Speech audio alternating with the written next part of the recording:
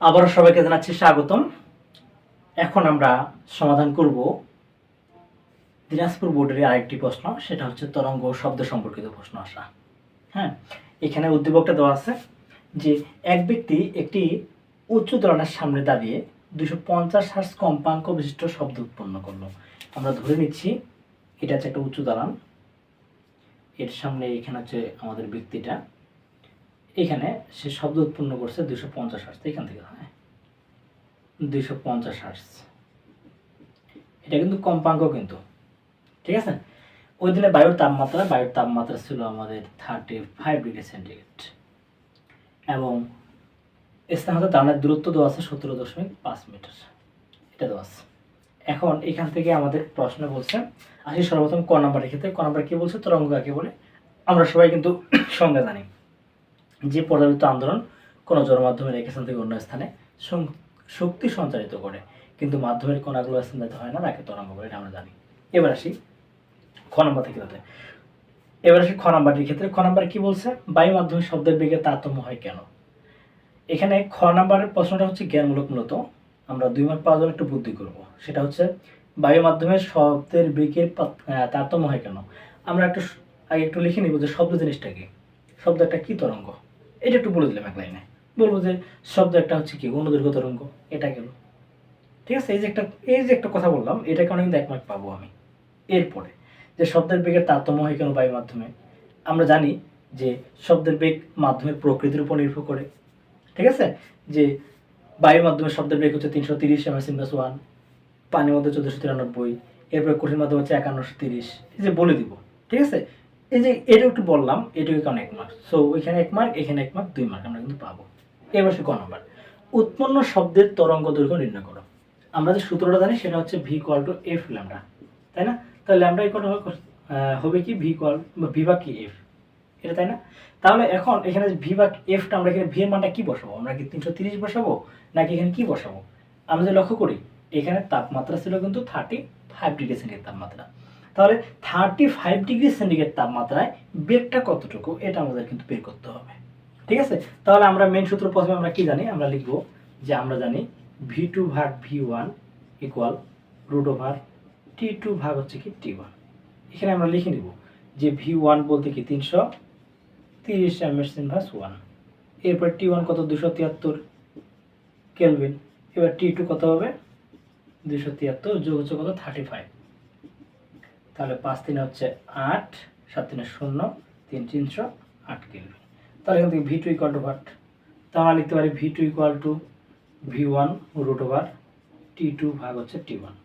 তাহলে v1 হচ্ছে 330 √T2 হচ্ছে 308 ভাগ হচ্ছে 273, 8 ভাগ হচ্ছে 273, তাহলে 350.51 m/s1, এটা হচ্ছে আমাদের কি এই 35 ডিগ্রি সেন্টিগ্রেড তাপমাত্রা বেগ। তাহলে এবার আমরা v = কি লিখতে পারি, v2 = দিলাম f ল্যামডা। এখানে v2 এর মান আমরা পেলাম কত 350.5 m/s1, f বলতে দেওয়া আছে 250 হার্জ, ঠিক আছে। ল্যামডা = কি হোয়াট, তাহলে ল্যামডা = আমরা কি লিখতে পারবো v2 ভাগ হচ্ছে f, তাহলে v2 বলতে হচ্ছে 350.5, f হচ্ছে 250,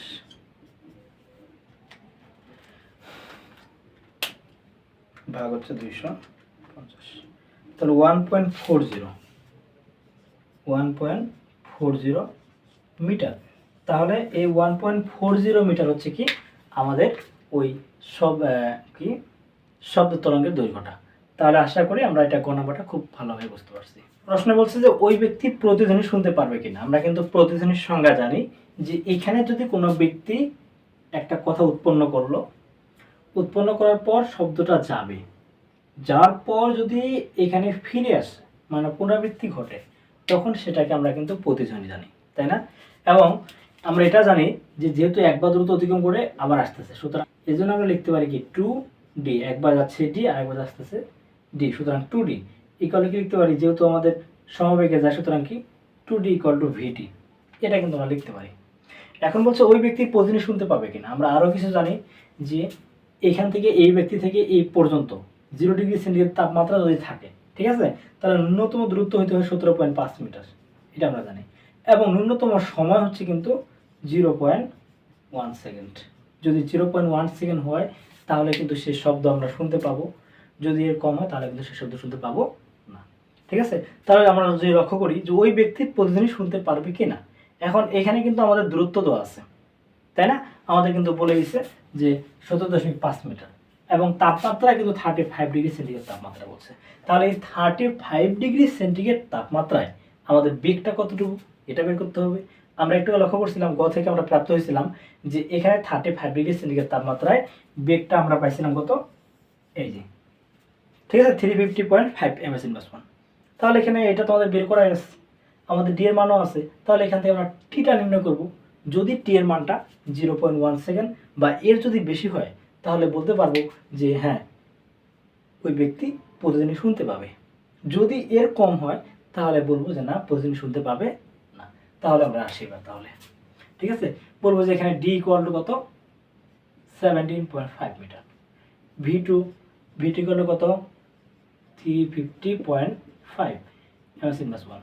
তাহলে টি ইকুয়াল টু কি, হোয়াট, আমরা জানি, ঠিক আছে, 2d ইকুয়াল টু কি, ভিটি, ভি বলতে এখানে ভি2 দিচ্ছি, তাহলে ভিটি, ঠিক আছে। তাহলে টি ইকুয়াল টু কি পাবো, এখান থেকে টি ইকুয়াল টু পাচ্ছি আমরা 2d ভাগ হচ্ছে কি ভি2, তাহলে 2d, তাহলে 2 ইন্টু ডি বলতে হচ্ছে 17.5 আর ভি2 বলতে 350.5। তাহলে 2 ইন্টু 17.5 ভাগ 350.5, তাহলে 0.099 সেকেন্ড, এত কি সেকেন্ড, এটা আমাদের আসছে। তাহলে বলতে পারি যেহেতু 0.099, ঠিক আছে, লেস দেন 0.1, অর্থাৎ আমরা জানি যে 0.1 হলে বা এর বেশি হলে সেই শব্দ আমরা শুনতে পাই। কিন্তু যেহেতু এই শব্দটা আমাদের 0.1 সেকেন্ডের কম, সেহেতু আমরা কি বলতে পারবো, তাই